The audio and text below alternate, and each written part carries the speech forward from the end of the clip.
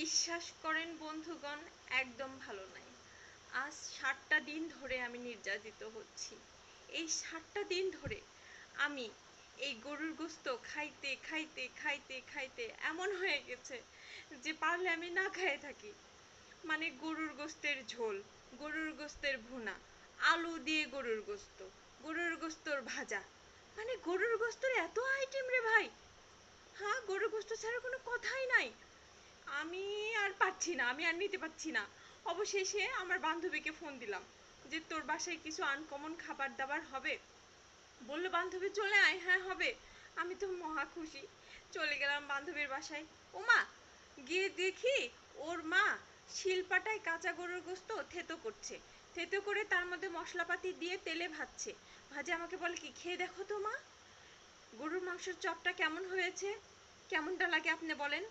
আমার বান্ধবী এদিকে করছে কি, গরুর ওই যে কলিজা আছে না, কলিজা, গরুর কলিজাটা সিদ্ধ করে লবণ ঝাল দিয়ে পাটায় বেটে আমাকে দিয়ে বলে কি, দেখ তো গরুর কলিজা ভর্তাটা কেমন লাগে।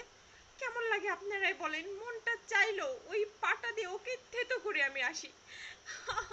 আমি আর পারছি না গাইস, আমি বাঁচতে চাই, আমি এক মুঠো ভাত খেতে চাই আলু ভর্তা দিয়ে। আমি আর পাচ্ছি না।